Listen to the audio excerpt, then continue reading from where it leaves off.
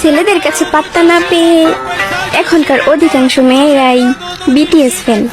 ধন্যবাদ।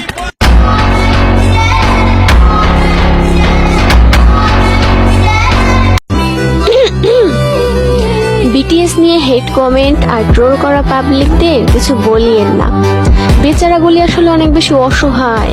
তাই হেট করা সত্ত্বেও লাইক কমেন্টের আশায় বিটিএস নিয়ে ঘাটতে হয়।